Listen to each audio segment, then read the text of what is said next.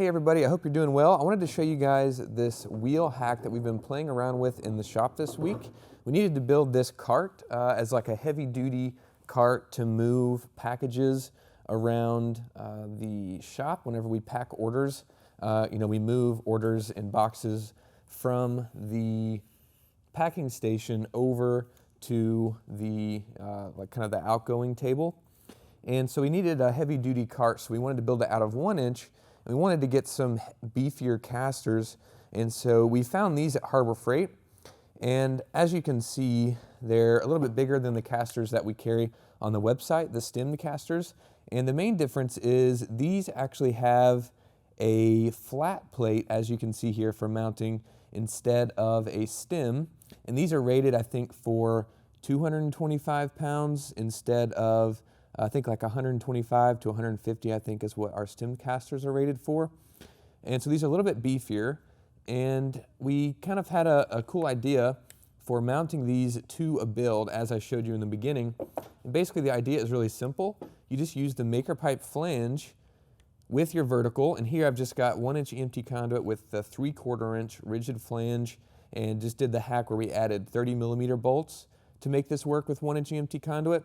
And we're actually going to be adding these longer bolts to the website soon, so you guys will be able to just buy this all together if you want to use a flange for 1 inch EMT, so stay tuned for that. We'll add that to the website here soon.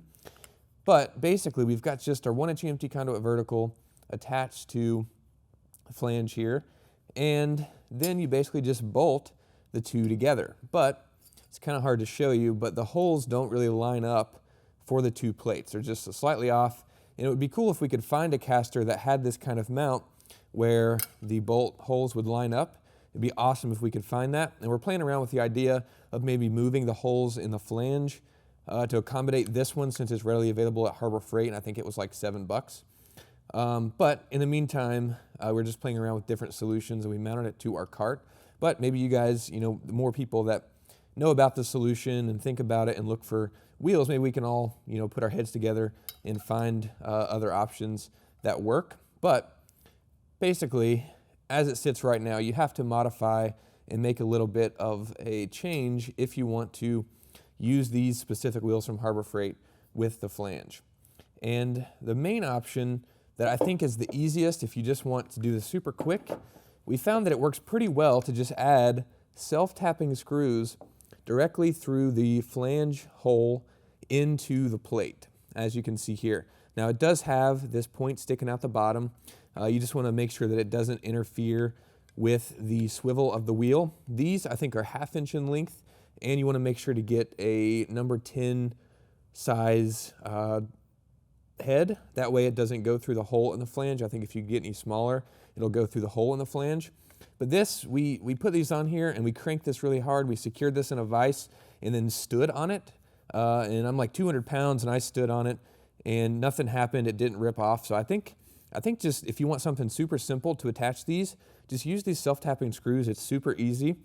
But if you want something maybe a little bit more stronger and beefier, what we did on this cart that we actually have mounted on all 4 wheels already that we use is we bolted through the flange and through the plate here on the caster wheel, and which means you have to do 2 things. You either have to drill new holes in the flange or drill new holes in the plate. You have to do one or the other.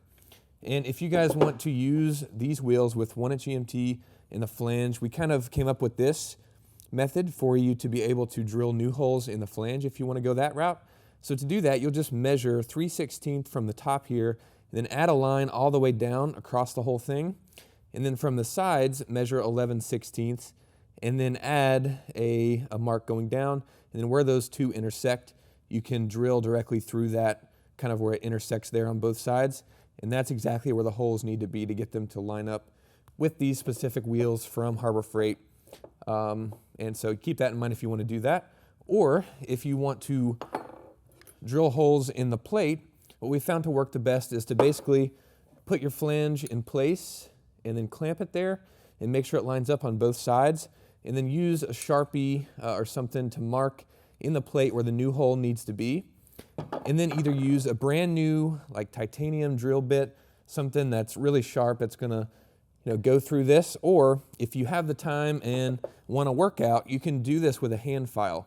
It is quite the workout. It takes, we estimated like 3 minutes per hole to basically just put this in, and you're basically just filing this out and adding kind of a slot so you can move the bolts around and then line them up with the flange. So that's an option for you as well. But like I said, you can either drill through or use this hand file. If you want a good workout and have some time to spend, you can get this. It's just a few dollars at Harbor Freight as well, but it works. But like I said, we've just been playing around with this idea. I think it's a cool way to mount wheels to a build, and are pretty happy with it on this cart so far. And so we wanted to share it with you guys, and like I said, get more people thinking about it and talking about it, and maybe we can get some other cool ideas as well. So I hope you guys enjoyed this. If you did, leave a like and consider subscribing, and we'll see you in the next video.